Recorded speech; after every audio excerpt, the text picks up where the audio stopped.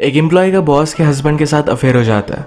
इन दोनों ने एक दूसरे से बदला लेने की कोशिश की, पर ये बहुत ही ज़्यादा आउट ऑफ कंट्रोल हो गया। हेलो फ्रेंड्स, आज मैं आपको पैशन ये 2012 की एक हॉलीवुड थ्रिलर मूवी एक्सप्लेन करने वाला हूँ। इसमें अलग अलग टर्न्स आते हैं और इसकी एंडिंग भी बहुत ही ट्विस्टेड है, तो अंत तक इस वीडियो को ज़रूर देखिएगा। अगर आपको वीडियो अच्छा लगता है तो प्लीज़ इसे लाइक और कमेंट ज़रूर कर दीजिए। अब बिना किसी देरी के एक्सप्लेनेशन स्टार्ट करते हैं।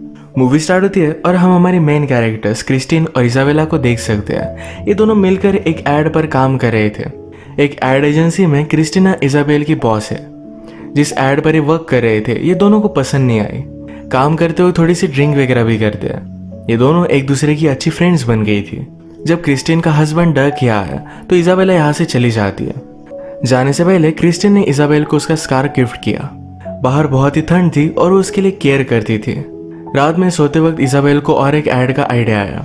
वो अपने असिस्टेंट को घर पर बुलाती है और इस ऐड को शूट कर लेते हैं। अगले दिन ये एडवर्टाइजमेंट वो क्रिस्टीन को दिखाती है। क्रिस्टीन को ये बहुत ही ज़्यादा पसंद आई। एक्चुअल में क्रिस्टीन जाकर लंदन में इसका प्रेजेंटेशन देने वाली थी, पर वो कहती है कि अब तुम्हें इसके बारे में सब कुछ पता है, तो इजाबेला क्यों भेजने वाली थी। इजाबेला भी इसके लिए एक्साइटेड हो जाती है। जब अपने क्लाइंट से मिली तो क्लाइंट को भी बहुत ही अच्छा लगा था। इजाबेला की असिस्टेंट डानी उसे बहुत पसंद करती थी, उसके साथ टाइम स्पेंड करना चाहती थी। आज इनका प्रेजेंटेशन जल्दी हो गया था तो कहती है कि हम डिनर के लिए जा सकते हैं, कुछ शॉपिंग कर सकते हैं, पर इजाबेला ने उसे मना कर दिया। इजाबेला कहाँ पर जाती है इस पर डानी ने नज़र रखी तो डानी नोटिस करती है इजाबेला डक से मिल रही थी, जो कि क्रिस्टीन का हस्बैंड है। उन दोनों में अफेयर चल रहा था। रात में दोनों इंटीमेट हो जाते हैं। इंटीमेट होते वक्त डक ने एक वीडियो भी शूट किया था। इसके बाद हम देखते हैं कि इजाबेला फिर से क्रिस्टीन के पास आ चुकी है। क्लाइंट के साथ इन तीनों की मीटिंग चल रही थी। अगर सब कुछ ठीक हुआ तो जिसने ऐड क्रिएट किया है उसे न्यूयॉर्क में जाने का चांस मिलेगा। इनकी क्लाइंट के साथ मीटिंग बहुत ही अच्छी होती है, पर क्रिस्टीन ने इस एडवर्टाइजमेंट का पूरा क्रेडिट ले लिया। उसने इजाबेला के बारे में कुछ भी बात ही नहीं की। इजाबेला उसे पूछती है कि तुमने ये क्यों किया। क्रिस्टीन ने कहा कि एक गेम होता है, इसमें आपको जब अपॉर्चुनिटी मिले तब आपको ले लेनी चाहिए। आपको इसी तरीके से लोगों का पोटेंशियल यूज करना पड़ता है, और तुम्हें क्या फर्क पड़ता है। फाइनली हमारी टीम जीत चुकी है।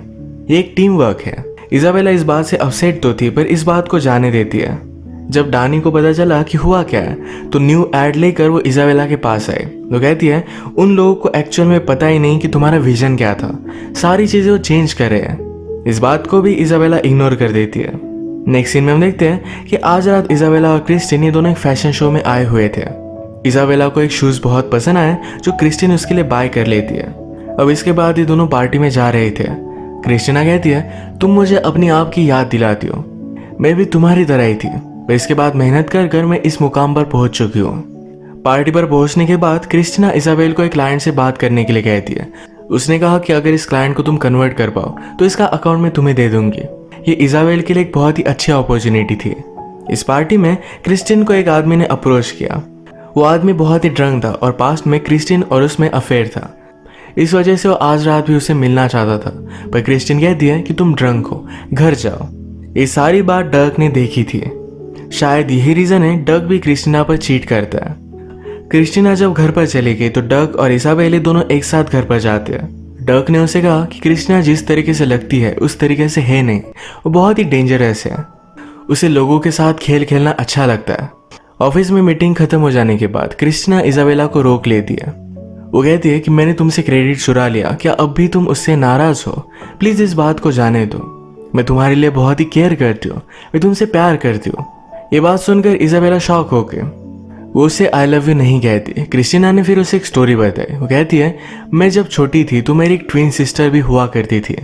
हम दोनों के पास एक छोटी सी बाइसिकल थी। मेरी सिस्टर ये बहुत ही अच्छे से राइड करती थी और मैं हमेशा उसके पीछे रह जाती थी।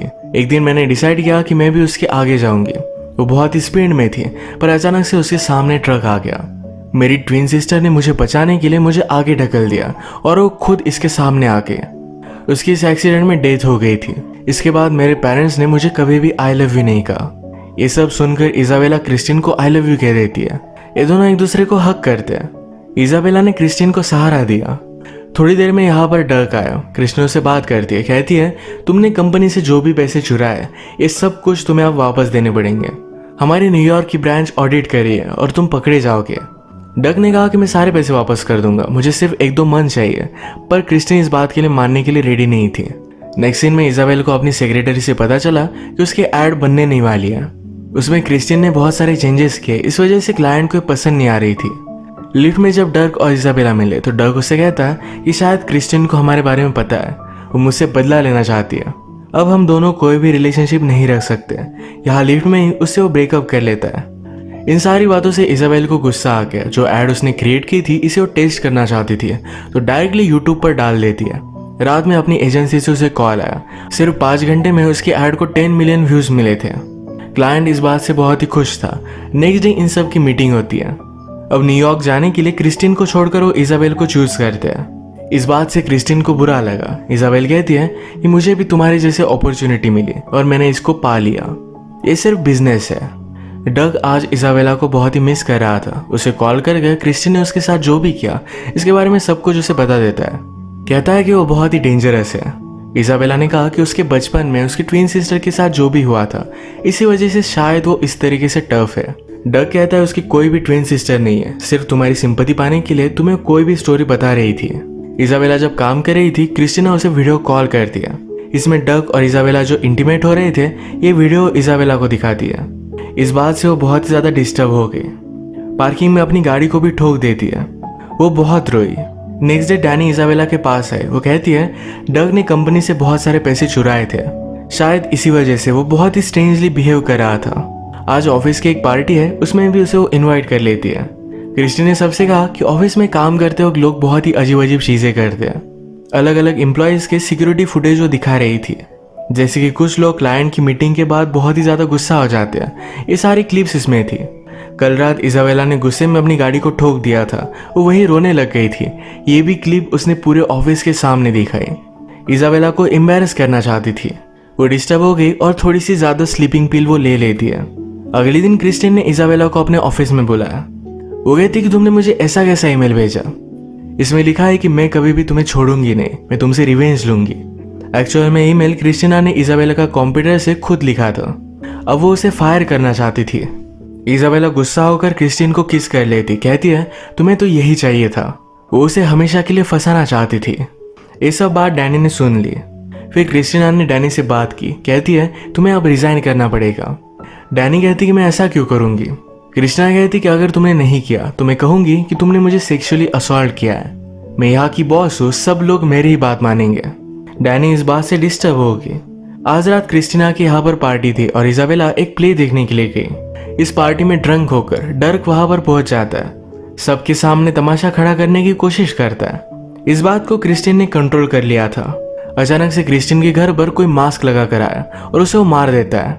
रात में इजाबेला बहुत ही डर कर उठी। उसे लगा कि ये सब उसका सपना है, पर ये एक्चुअल में हुआ था। उसके डोर पर नॉक आई तो पुलिस की थी। पुलिस को लगता है कि इजाबेला ने सब कुछ किया है। मर्डर सीन पर उसका स्कार्फ उन्हें मिला था। आज रात इजाबेला ने बहुत सारी स्लीपिंग पिल्स ली थी, तो क्या बात कर रही थी उसे समझ में नहीं आ रहा था। पुलिस को सारे सबूत इजाबेला के खिलाफ ही लगते हैं। उसने उसे बहुत बार पूछा तो फाइनली इजाबेला इसके लिए हाँ कह देती है कि हाँ उसने ही मर्डर किया है। सब कुछ हो जाने के बाद जब उसे होश आया तो डायरेक्टली जेल में थी। अपने लॉयर को कॉल करती है। कहती है कि मैंने कुछ भी नहीं किया। जब मेरा कन्फेशन आप सब लोग ले रहे थे तो मैं बिल्स पे थी, इस वजह से मैं कुछ भी बोल सकती थी। ये जाकर वे फिर से जज से बात करते हैं। क्रिस्टिना कहती कि मेरा स्कार्फ इस तरीके से फटा हुआ नहीं था, वो अब भी घर पर होगा, मैंने मर्डर नहीं किया है। पुलिस विवाद है। वो कहते हैं कि तुमने क्रिस्टिना को धमकी दी थी, इसका ईमेल उसके पास है। इजाबेला इस पर डेट दिखती है। उसने कहा कि इस डेट के बाद ही नेक्स्ट डे उसने मुझे बहुत ही जलील किया था। अगर आपने सब लोगों से बात की तो वो भी कहेंगे कि क्रिस्टिना मुझे बर्बाद करना चाहती थी। मैं सिर्फ एक ही चीज मांग रही थी। कहती है मुझे घर जाने दो, वहां पर मैं स्कार्फ ढूंढ लूंगी। फिर सब पुलिस वगैरह मिलकर फिर से इसकी इन्वेस्टिगेशन करते हैं। क्रिस्टिना उस रात बैले देखने के लिए गई हुई थी। वहां पर सीट की वजह से कुछ लोगों से उसका झगड़ा हुआ था। इस वजह से थिएटर के एक एम्प्लॉय को उसके बारे में पता था। इससे प्रूव होता है कि उस रात वो बैले देखने के लिए गई हुई थी। जब वो स्कार्फ ढूंढने के लिए गए तो इजाबेला स्कार्फ ढूंढने का बहुत कोशिश करती है पर ढूंढ नहीं पाती। यहाँ पर पुलिस को एक फाइल मिली जिससे पता चलता है कि डग ने कंपनी से पैसे चुराए थे। पुलिस इजाबेल से कहते हैं तुमने इसके बारे में हमें बताया क्यों नहीं, एक एविडेंस है, डग ने क्रिस्टिन को मारा हो सकता है। इजाबेला ने कहा कि वो कभी भी ऐसा नहीं करेगा, इस वजह से मैंने तुम्हें बताया नहीं था। इजाबेला को फिर से जेल में डाल दिया गया था। उसकी सेक्रेटरी डानी उससे मिलने के लिए आई। वो डैनी से कहती है, मेरा स्कार्फ मेरे घर में ही है, प्लीज उसे तुम ढूंढ लो, इससे मैं बच सकती हूँ। ये डैनी ढूंढने के लिए गई, उसे भी मिल नहीं रहा था। पर उसके बाद ड्राई क्लीनिंग वाली घर पर आई, उसे वॉश करने के लिए लेकर गई थी। अब स्कार्फ मिलने के बाद पूरा शक डर्क पर जाता है। पुलिस ने उसके घर की तलाशी ली, गाड़ी में खून से लथपथ एक स्कार्फ उन्हें मिलता है और ये स्कार्फ फटा हुआ भी था। सारा मर्डर का ब्लेम ये डर्क पर आ जाता है। नेक्स्ट सीन में हम देखते हैं कि इजाबेला फ्री होके इसका सेलिब्रेशन वो डैनी के साथ कर रही थी। वो आज बहुत ही खुश थी। ये दोनों मिलकर फिर से न्यू एड पर काम कर रहे थे। तभी डैनी उसे किस करने लगती है। इजाबेला उससे दूर हो गई, कहती कि तुम ये क्या कर रही हो, हमारे बीच में कुछ भी नहीं है। डैनी इस बात से डिस्टर्ब हो गई, कहती है मैंने तुम्हारे लिए क्या कुछ नहीं किया। इजाबेला ने उसे स्ट्रिक्टली मना कर दिया। डैनी ने कहा कि मुझे पता है कि तुमने क्या किया है, तुम्हारी ये जो स्लीपिंग पिल्स है ये फेक है। मैंने एक बार इसे गलती से ले लिया था पर मुझे कुछ भी नहीं हुआ। जिस रात क्रिस्टिन का मर्डर हुआ उस रात मैंने तुम पर नजर रखी थी। तुमने जानबूझकर बैले में फाइट की थी ताकि लोगों को लगे कि तुम वहां पर ही थी। स्टोर में जाकर तुम्हारे पास जिस तरीके से स्कार्फ था उसी तरीके से और एक स्कार्फ तुम लेकर आई। क्रिस्टिन के घर पर जाकर उसे तुमने मार दिया। स्कार्फ का एक पीस तुमने क्रिस्टिन के हाथ में रखा और दूसरा पीस ये डग के कार में। सारा कुछ तुम्हारा पहले से ही प्लान था। तुम्हें मर्डर करते वक्त मैंने रिकॉर्ड कर लिया था। अगर तुम अब मेरी नहीं बनी तो मैं सारी रिकॉर्डिंग पुलिस ऑफिसर को भेज दूंगी। इसके बाद एक सेकंड में इजाबेला भी पलट गई, वो भी डैनी से आई लव यू कहती है। ये दोनों फिर रिलेशनशिप में आ गए थे। नेक्स्ट सीन में हम देखते हैं कि क्रिस्टिन का फ्यूनरल था। इस फ्यूनरल पर उसकी ट्विन सिस्टर भी आई हुई थी। जैसा डग ने इजाबेला से कहा था, क्रिस्टिन बहुत ही मैनिपुलेटिव है, वो तुम्हें कुछ भी झूठी स्टोरी सुना रही है। ये बात सही थी।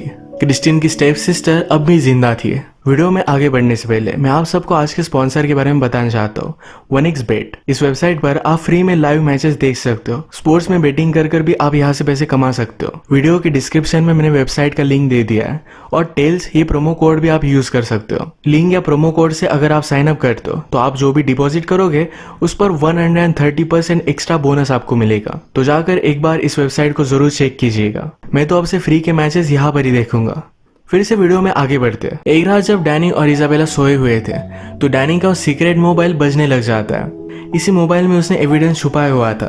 अगर इजाबेला को मोबाइल मिल जाता है तो उसे डैनी के साथ नहीं रहना पड़ेगा।